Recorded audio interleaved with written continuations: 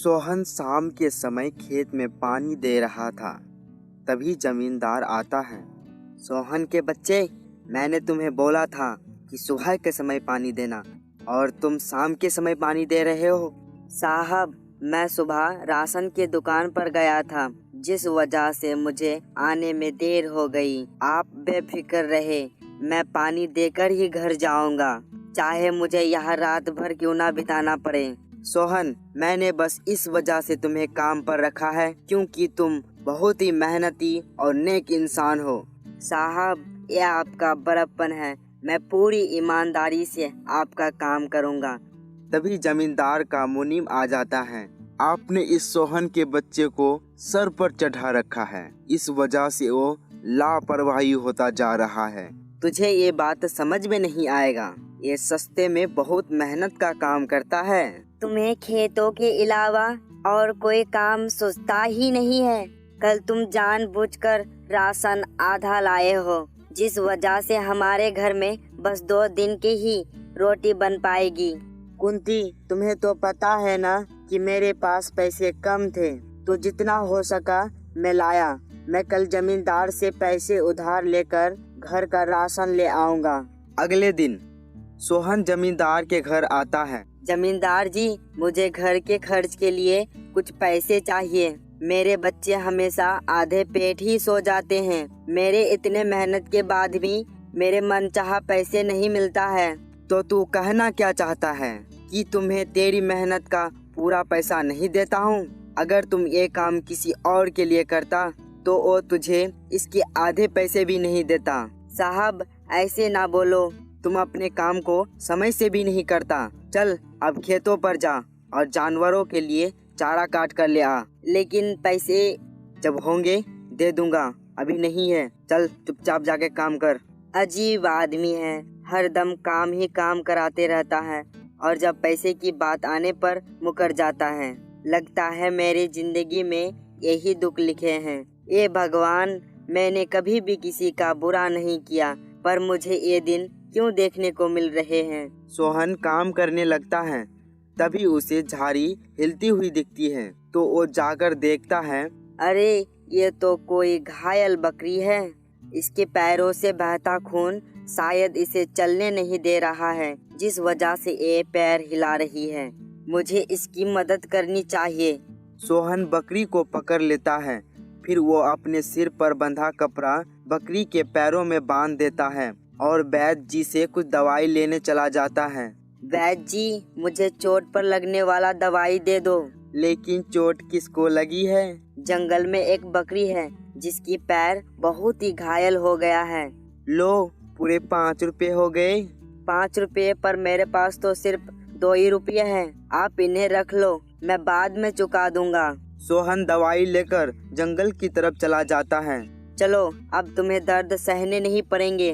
मैं आपके लिए दवाई ले आया हूँ। बकरी चल नहीं सकती थी, इसीलिए सोहन उसे दवाई देकर पत्तों से ढककर चला जाता है। मैंने तुम्हें 2 रुपये दिए थे कि बच्चों की बुखार की दवाई ले आना। क्या तुम दवाई ले आए? क्या बताऊं तुझे, आज मुझे जंगल में एक घायल बकरी मिली थी। मैं उसके लिए मरहम ले आया था। बच्चों को तुलसी का पानी पिला दो। भगवान की कृपा से दोनों बच्चे ठीक हो जाएंगे। तुमको अपनी बच्चों से ज्यादा जानवरों से प्यार है, इसलिए तुमने ऐसा किया। कुंती, ऐसा नहीं है। बच्चे बोलकर अपनी दर्द बता सकता है, लेकिन ये बकरी किसको अपनी दर्द बताएगी? इसीलिए मैंने उसकी मदद की। अगली सुबह सोहन जंगल में जाता है। बकरी का पैर काफी ठीक हो चुका था और वो अपनी पैरों पर खड़ी थी। सोहन उस बकरी को धीरे धीरे अपने घर ले आता है और खूंटे से बांध देता है। ये तुम इसको यहाँ क्यों ले आए? खुद खाने को कुछ नहीं है, इसको क्या खिलाएंगे? सब अपने भाग्य का खाता है। जो इसके भाग्य में होगा ये खा लेगी, जो हमारे भाग्य में होगा हम खा लेंगे। तुम ज्यादा चिंता ना करो। सोहन बकरी को वही बांधकर चला जाता है। अगली सुबह सोहन खेतों में घूम रहा था। तभी वो देखता है कि एक बकरी सर्दी से पूरी तरह से कांप रही है। सोहन को उस पर दया आ गया और वो पास में रखे पुआल पर आग लगाकर बकरी को गर्मी देता है। जिससे बकरी काफी हद तक ठीक हो जाती है। उसके बाद सोहन उसे भी अपने घर ले आता है। एक तो उसे चारा नहीं मिल पा रहा है और तुम और एक बकरी ले आए। शायद भगवान भी यही चाहता है कि हम अपने बच्चों के साथ साथ इस बकरी का भी पालन पोषण करें। पालन पोषण के लिए पैसे की भी तो चाहत होती है। हम इन्हें क्या खिलाएंगे? तुम इसकी चिंता मत करो। तभी जमींदार वहाँ आ जाता है। सोहन, तुमने कल पुआल जला दी, क्या तुम्हें पता था कि वो कितनी कीमती थी? लेकिन मैंने वो बकरी की जान बचाने के लिए जलाई थी और इसकी कीमत किसी की जान से बढ़कर तो नहीं हो सकती। मुझसे जवान लड़ाता है, मैं तेरी जवान निकाल लूंगा। फिर वो सोहन को मारने लगता है। उसे पीटता देखकर बकरी से रहा नहीं जाता है और वो रस्सी को तोड़कर जमींदार को मारने लगती है। जमींदार वहाँ से भाग जाता है। देखा कुंती, जब हम किसी का मदद करते हैं तो वो भी हमारी मदद करता है, भले ही वो जानवर क्यों ना हो। वो सब तो ठीक है, पर काम कौन देगा? अब जमींदार तो हमारे पैसे भी नहीं देगा, हम भूखे ही मर जाएंगे। ऐसा कुछ नहीं होगा, मैं कुछ करता हूँ। अगली सुबह सोहन जंगल में लकड़ियाँ काटने के लिए चला जाता है। सोहन जंगल में लकड़ियाँ काट रहा था, तभी कुछ जंगली कुत्ते एक बकरी को घेरे हुए थे जो उसे परेशान कर रहे थे। सोहन उन कुत्ते से बकरियों को छुड़ाया, उसे अपने साथ घर ले आता है। साथ ही लकड़ियाँ बेचकर घर के सामान ले आता है। घर का सामान तो ले लिया, पर बकरी के खाने के लिए कुछ भी नहीं लिया। अब पैसे भी नहीं है। क्या हुआ सोहन, तुम इतने परेशान क्यों लग रहे हो? मैं खुद के खाने का सामान तो ले आया, पर बकरी के खाने का सामान नहीं लाया। और अब तो हमारे पास पैसे भी नहीं है, और अब तो हमारे पास 3 बकरी है। कोई बात नहीं, जितना बनेगा हम बकरी को खिला देंगे। कुंती खाने के लिए रोटी बना देती है। मुझे आज कम भूख है, इसलिए मैं आज कम ही रोटी खाऊंगा, तुम अच्छे से खा लो। सब खाना खा लेते हैं। जब सोहन देखता है कि 4 रोटी और बची है, सोहन चारों रोटी लेकर बकरी के पास जाता है। मेरे पास तो आज 4 ही रोटी है, तुम इसे खा लो। मेरा खाना जरूरी नहीं है, तुम तो अपनी भूख बता भी नहीं सकती। फिर वो बकरी उसके हाथ से एक एक रोटी खा लेती है और एक रोटी उसके हाथ में ही छोड़ देती है। सोहन रोने लगता है और समझ जाता है। फिर वो एक बची रोटी खा लेता है। सोहन, क्या तुम्हें उन बकरी से इतना प्यार है जो उनके लिए तुम भूखे रहे? हाँ, मैं नहीं चाहता कि कोई भी जानवर भूखा रहे। अगली सुबह सोहन जंगल में लकड़ियाँ काटने के लिए चला जाता है, लेकिन बहुत ही तेज बारिश होने लगती है, जिससे वो लकड़ियाँ नहीं ला सका। फिर वो उदास मन से घर आ गया। घर में खाने के लिए कुछ भी नहीं था, तो सोहन ने घर पर रखी सूखी पुआल को उतारा और बकरी को चारा दे दिया। हम सब भूखे हैं, लेकिन तुमने बकरियों को चारा खिलाया। हम तो कल भी खाना खा लेंगे, लेकिन ये जानवर क्यों भूखे रहे? वो तो खुद से कुछ भी नहीं कर सकते हैं। ये सोचकर मैंने घर के छत से पुआल निकालकर खिला दिया। कुंती रात में रो रही थी। क्या हुआ कुंती, क्यों रो रही हो? तुम इतने भले इंसान हो, लेकिन फिर भी तुम्हारी कोई मदद नहीं करता है। देखो, आज हमारे बच्चे भी रोटी मांगते मांगते सो गए और मैं इसे एक निवाला तक भी खिला नहीं पाया। ये सब तो हमारा कर्म होगा। शायद भगवान भी यही चाहता होगा कि हम भूखे रहें। तभी बकरियों की आवाजें आती हैं। सोहन बाहर निकलकर देखता है तो बकरियों ने उसकी तरफ देखकर बोलती हैं, सोहन, तुम बहुत ही नेक इंसान हो। हमें तुम्हारी ये अच्छाई बहुत पसंद है कि तुमने खुद भूखे रहकर भी हमें भूखा नहीं रखा, और आज तो तुम्हारे बच्चे भी कुछ नहीं खाया। हम तुम्हें तुम्हारी इस सेवा का फल देना चाहते हैं। तभी एक बकरी अपने मुंह से सोने का जेवर निकालता है, दूसरे बकरी अपने मुंह से पैसे निकालता है, तीसरे बकरी अपने मुंह से चांदी निकालता है। मैं इतने ज्यादा कठोर नहीं बनना चाहता, मैं तो बस इतना चाहता हूँ कि कोई भी जानवर भूखा ना रहे और दर्द में ना रहे। तुम्हारी ये उदारता से हम बहुत ही प्रसन्न हैं। हम तुम्हें वरदान देते हैं कि सोना, चांदी और पैसे कभी खत्म नहीं होंगे। अब इन्हें अपने घर में रख लो। फिर सोहन इन्हें अपने घर ले जाता है। तीनों बकरी गायब हो जाती है और देखते ही देखते सोहन बहुत ही अमीर हो जाता है और बहुत बड़ी गौशाला बनाता है और अन्य प्रकार के जानवर का भी देखभाल करता है और उनके लिए नौकर चाकर भी रखता है। चंदनपुर नामक गांव में मोहन अपनी पत्नी मोहिनी के साथ रहता था। एक दिन मोहन अपने मित्र सुरेश के घर जाता है। सुरेश, कैसे हो भाई? मोहन, मैं ठीक हूँ। तुम अपना बताओ, कैसे आना हुआ? क्या बताओ भाई, आजकल कुछ काम धाम मिल ही नहीं रहा है। रोज काम की तलाश में तो जाता हूँ, पर कभी काम मिलता तो कभी काम नहीं मिलता। खाली हाथ वापस आना पड़ता है। तो मैंने सोचा तुमसे मिल लूं। सुरेश, तुम जिस फैक्ट्री में काम कर रहे हो, क्या उसमें मुझे कोई काम मिल सकता है? देखो मोहन, जहाँ मैं काम करता हूँ वहाँ ऐसे किसी को काम नहीं मिलता है। पहले वहाँ सिक्योरिटी के तौर पर 10,000 रुपये जमा करना पड़ता है, तब जाकर काम मिल पाता है। अगर तुम 10,000 रुपये की व्यवस्था कर लो तो मैं तुम्हारे लिए बात करूँगा। यह सुनकर मोहन निराश हो जाता है। सुरेश, मैं इतने पैसे का इंतजाम कहाँ से करूँगा? अब तो मेरे पास एक फूटी कौड़ी भी नहीं है। सुरेश, क्या तुम मुझे 10,000 रुपये उधार दे सकते हो? फैक्ट्री में सिक्योरिटी जमा करा दूं। मुझे जब काम मिल जाएगा और जब तनख्वाह मिलने पर मैं तुम्हारा पैसे चुका दूंगा। मोहन, मैं तुम्हें कैसे बताऊं, अभी मेरा हाथ बिल्कुल ही खाली है। मेरे एक रिश्तेदार के घर शादी थी तो मैंने वहां पर कुछ पैसे दे दिए। मोहन, तुम कहीं और जगह से बंदोबस्त कर लो, उसके बाद मुझे बताना।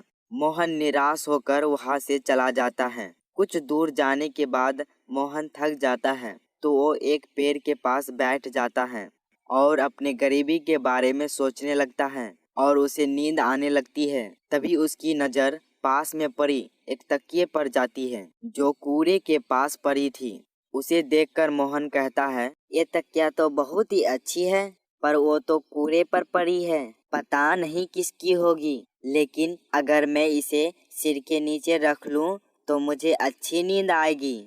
यह सोचकर मोहन वह तकिया को अपने सिर के पास रखकर वहीं पर लेट जाता है और खुद से कहता है, तकिया तो मिल गया सोने के लिए, लेकिन खाने का व्यवस्था कैसे करूं?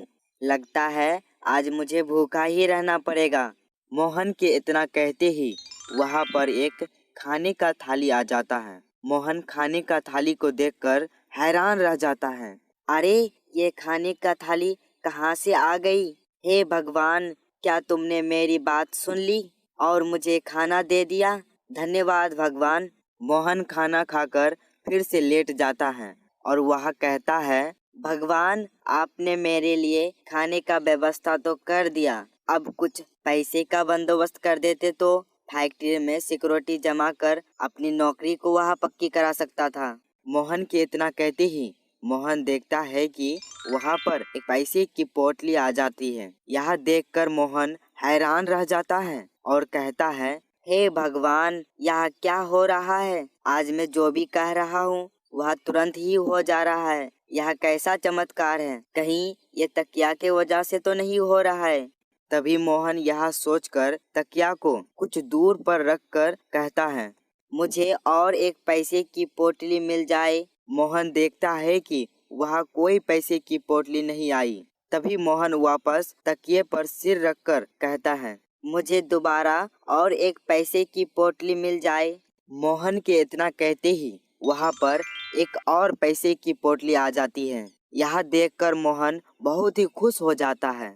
अरे वाह, ये तकिया तो जादुई तकिया है। इस पर सिर रखकर जो भी मांगू वो मिल जाता है। धन्यवाद भगवान, जो मुझे आपने ये जादुई तकिया दिया। अब तो मेरे गरीबी के दिन गए। अब तो मैं भी अपनी बाल बच्चों के लिए ढेर सारा खाना ले जाकर दे सकता हूँ। एक गांव में रामू नाम का दूध वाला अपनी पत्नी सैली के साथ रहता था। रामू काफी लालची था। उसके पास एक भैंस और एक बछड़ा था। वह अपनी भैंस का सारा दूध निकाल लेता था, जिससे भैंस के बछड़े को दूध ही नहीं मिल पाता था। अरे एक तो ये कम दूध देती है, ऊपर से ये बछड़ा दिन भर उआ उआ करता रहता है। अरे अगर सारा दूध तुझे पिला दूंगा तो मैं बेचूंगा क्या और पैसे कैसे कमाऊंगा। रामू भैंस को खोल देता है। जा, जो दूध बचा है पिला दे अपने बछड़े को, ताकि ये फिर से उआ उआ ना करे। उसके बाद रामू गांव में दूध बेचने चला जाता है। अरे ओ रामू, कल से मुझे भी दूध दे जाना।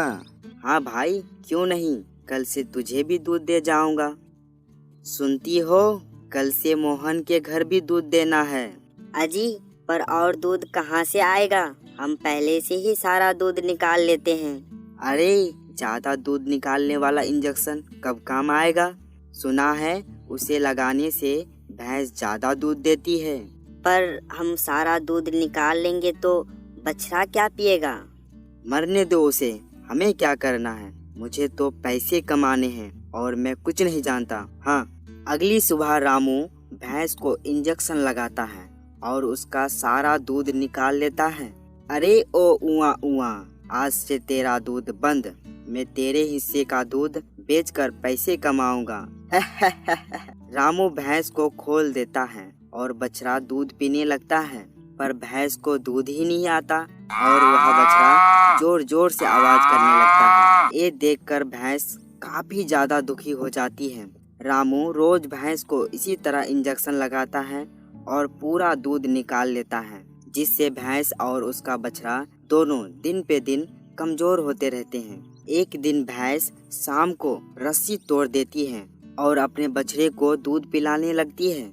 तभी रामू भैंस को घास खिलाने के लिए आ जाता है, तो भैंस को दूध पिलाते देखकर बहुत ही गुस्से में आ जाता है। अच्छा, तो तू ऐसे नहीं मानेगी। अगर तू अपने बछड़े को सारा दूध पिला देगी तो मैं बेचूंगा क्या। रामू तभी भैंस को डंडे से मारने लगता है और उसे वहां से भगा देता है। जा, चली जा यहाँ से। जब अपनी बछड़े से दूर रहेगी तो समझ में आएगा तुझे। भैंस वहां से चली जाती है। भैंस भटकते भटकते एक जंगल में पहुंच जाती है। वह बहुत ही थक जाती है, तो वो एक पेड़ के पास खड़ी हो जाती है। उसकी आंखों में आंसू होता है। भैंस जिस पेड़ के नीचे खड़ी होती है, उस पेड़ पर एक राक्षस का वास होता है। वह राक्षस भैंस को देखकर नीचे आता है। आज तो खाना खुद मेरे पास आ गया है। ही हे। तभी राक्षस का नजर भैंस के आंसू पर पड़ती है। तू रो क्यों रही हो? अच्छा, अब समझ में आया मुझे। तुझे तेरे मालिक ने भगा दिया है। चल, अब मैं तेरे मालिक को मजा चखाऊंगा। राक्षस उस भैंस के अंदर चला जाता है। अगली सुबह रामू को भैंस वही खड़ी मिलती है। आ गई तू? मैं जानता था, आखिर अपने बछड़े से दूर कब तक रहेगी। चल, अब मुझे दूध निकालने दे। रामू जैसे ही भैंस का दूध निकालने जाता है, तभी भैंस उसे जोर से लात मारती है। अरे मर गया रे। अरे ये भैंस तो पागल हो गया है। मर गई रे। तभी रामू की आवाज सुनकर सैली वहां आ जाती है। अजी, क्या हुआ? क्यों चिल्ला रहे हो? अरे भाग्यवान, क्या बताओ तुझे। इस भैंस ने इतनी जोर से मारा मुझे कि मेरी कमर ही तोड़ दी। अब तुम ही दूध निकालो इसका। उस रात को जब रामू भैंस को घास खिलाने आता है, तो वह देखता है वह भैंस अपने बछड़े को दूध पिला रही है। अच्छा, तो तू ऐसे नहीं मानेगी। अब मैं तुझे ऐसी सबक सिखाऊंगा कि फिर तुम ऐसे नहीं करोगी। रामू जैसे ही लाठी से भैंस को मारने लगता है, तो तभी भैंस के अंदर से वही राक्षस निकल आता है। ही हा। देखता हूँ मेरे रहते हुए कैसे मारता है तू इसे। अरे यहाँ आओ, बचाओ मुझे, बचाओ। इस भैंस के अंदर से तो राक्षस निकल आया। अरे ये तो भूत या भैंस बन गई है। अरे बचाओ कोई। तूने भैंस और इसके बछड़े को बहुत परेशान किया है और अब तुम मरने को तैयार हो जाओ। तभी रामू की चीख सुनकर सैली वहां आ जाती है और अपने सामने राक्षस को देखकर उसकी आंखें तो फटी ही फटी रह जाती हैं। ही हे हे हे हे ही हे हे हे हे। एक शिकार के साथ एक फ्री। अब तुम दोनों मरोगे। सैली राक्षस के सामने हाथ जोड़कर खड़ी हो जाती है। राक्षस जी, हमें माफ कर दो। मेरे पति लालच में आ गए थे। अब हम इस बछड़े को कभी भूखे नहीं रखेंगे। हमें माफ कर दो। राक्षस जी, हमें माफ कर दो। राक्षस जी, हमें माफ कर दो। ही हे हे हे हे ही हे हे हे हे। राक्षस जी, हमें माफ कर दो। आपने मेरी आंखें खोल दी। मैं फिर कभी भी ऐसा नहीं करूँगा। ठीक है, इस बार तो मैं तुझे माफ करता हूँ, पर अगले बार से तुमने ऐसा किया तो मैं तुझे मारकर तुम्हारा खून गांव में बेचूंगा। ही हा हा हा हा। ऐसा कहकर राक्षस वहां से चला जाता है। उसके बाद रामू पहले बछड़े को दूध पिलाता है, उसके बाद भैंस का दूध निकालता है और उसे बेचने के लिए जाता है। सैम अपने माँ से झगड़ा करके घर से बाहर निकल जाता है। सैम चलते चलते वहाँ एक घना जंगल में पहुँच जाता है। तभी सैम देखता है एक बड़ा सा पेड़ उसके सामने है और वह सैम को अपने पास बुला रहा है। आओ आओ मित्र, यहाँ आओ। सैम यह आवाज़ सुनकर काफी ज्यादा डर जाता है। डरो मत मित्र, मैं तुम्हें ढेर सारा खजाना दूंगा। आओ मेरे पास आओ, मेरे दरवाजे के अंदर आओ। सैम घबराते हुए पेड़ के पास जाता है तो वह पेड़ का दरवाजा खुल जाता है। आओ मेरे अंदर आओ मित्र, क्या तुम्हें ढेर सारा खजाना नहीं चाहिए? हाँ, मुझे ढेर सारा खजाना चाहिए। तो फिर सोच क्या रहे हो मित्र, दरवाजा खुला है, अंदर आओ और ढेर सारा खजाना ले जाओ।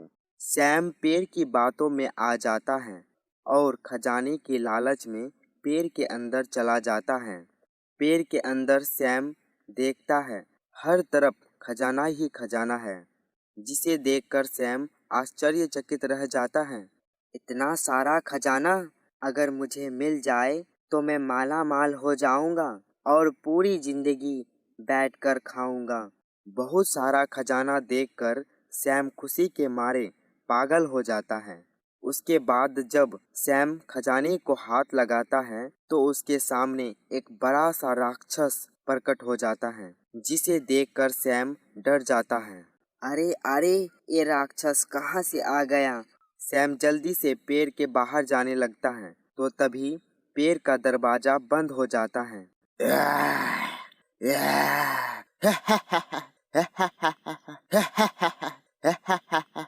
अब बचकर कहाँ जाओगे तुम एक लालची व्यक्ति हो।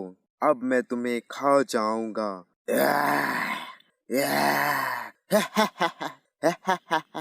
नहीं नहीं, मुझे छोड़ दो, मुझे मत खाओ। मैं आज के बाद से कभी लालच नहीं करूंगा, मुझे छोड़ दो। राक्षस सैम को उठाकर खाने लगता है। मुझे छोड़ दो।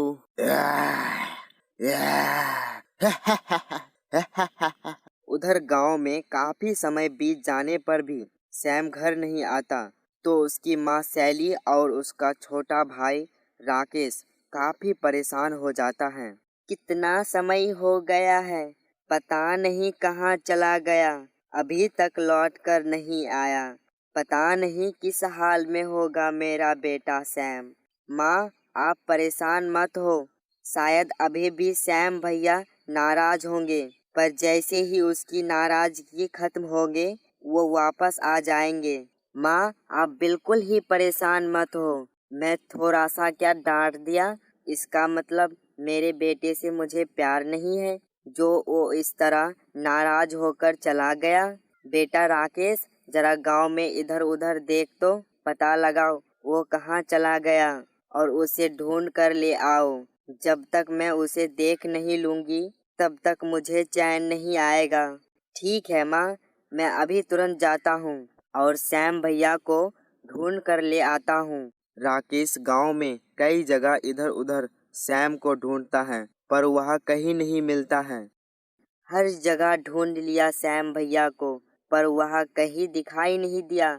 पता नहीं कहाँ चले गए। हाँ, लोगों से पूछता हूँ, क्या पता किसी ने सैम भैया को देखा होगा। तभी गांव के ही एक व्यक्ति सोहन से पूछता है। अरे सोहन भैया, सोहन भैया, जरा रुको तो सोहन भैया। अरे राकेश, क्या बात है, इतना घबराए हुए क्यों हो? सोहन भैया, क्या आपने मेरे बड़े भैया सैम को कहीं देखा है? कल से वो घर नहीं लौटे हैं। घर में माँ बहुत परेशान हो रहा है। सैम को? हाँ, देखा तो है। काफी परेशान और गुस्से में लग रहा था वो। मैंने उसे पूछा भी पर उसने मुझसे अच्छे से बात भी नहीं की और चला गया। सोहन भैया, कहाँ देखा था मेरे बड़े भैया को? जल्दी से बताओ सोहन भैया। हाँ, उसे मैंने उस जंगल की तरफ जाते हुए देखा था। सोहन भैया, आपका बहुत बहुत धन्यवाद। मैं अभी जंगल की तरफ जाता हूँ और मैं अपने बड़े भैया को ढूंढ कर ले आता हूँ। राकेश अपने बड़े भैया को ढूंढते ढूंढते उसी जंगल की तरफ चला जाता है। तभी उसी पेड़ के पास पहुंच जाता है। पेड़ का दरवाजा खुल जाता है। वह पेड़ राकेश को भी अपनी ओर बुलाने लगता है। आओ मित्र, मेरे पास आओ। देखो, मुझ में एक दरवाजा है। इस दरवाजे के अंदर आओ। मैं तुम्हें ढेर सारा खजाना दूंगा। आओ, मेरे अंदर आओ। राकेश भी पेड़ की बातों में मोहित होकर उसके अंदर जाने लगता है। तभी अचानक वहां पर एक साधु बाबा आ जाता है और वह राकेश को रोकता है। रुक जाओ बेटा, इस पेड़ के अंदर मत जाओ। लेकिन क्यों साधु महाराज, आप मुझे इस पेड़ के अंदर जाने से क्यों रोक रहे हो? बेटा, ये पेड़ एक राक्षसी पेड़ है।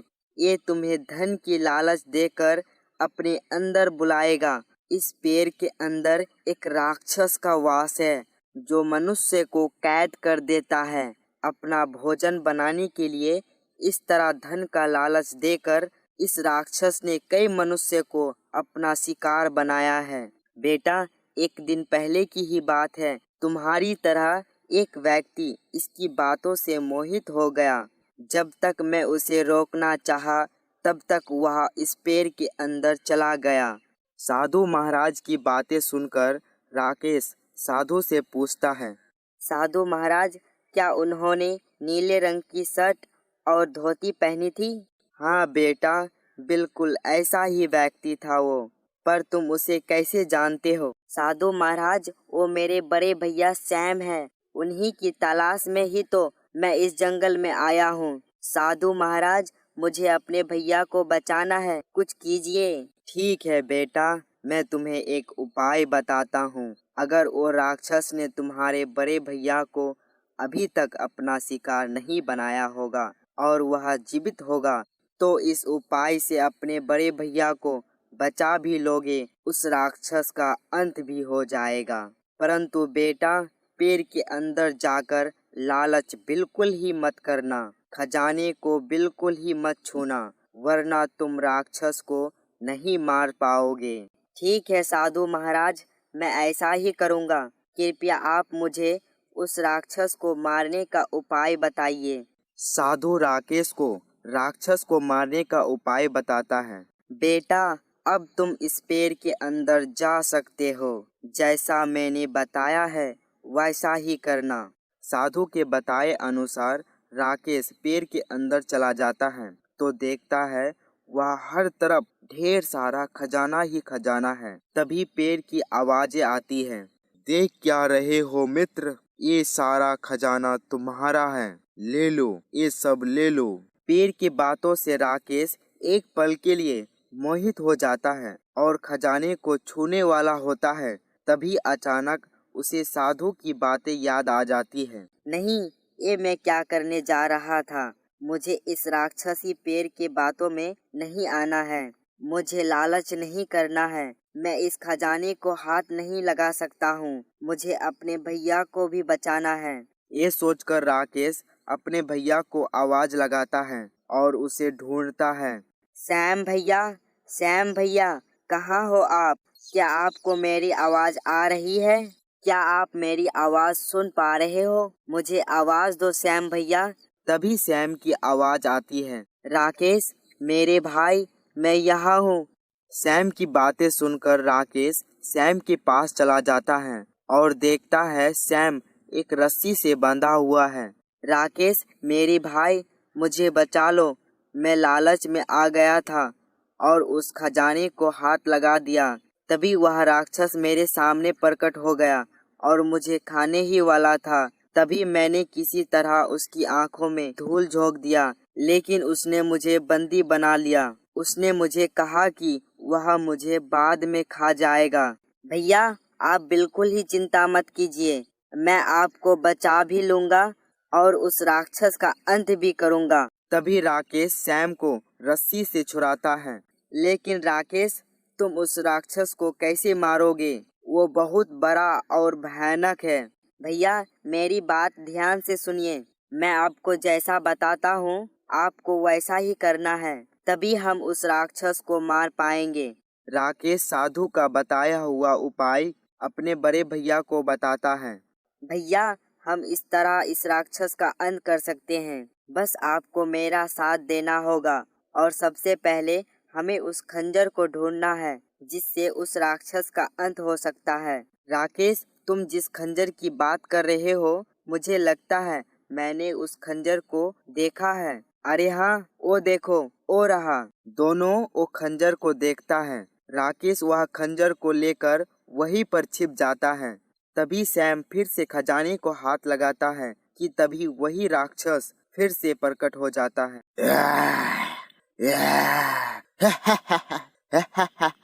तुमने फिर से खजाने को हाथ लगाया, अब मैं तुम्हें खा जाऊंगा। राक्षस, तू ना अब मुझे खा पाएगा और ना ही किसी और को। अब तेरा खेल खत्म।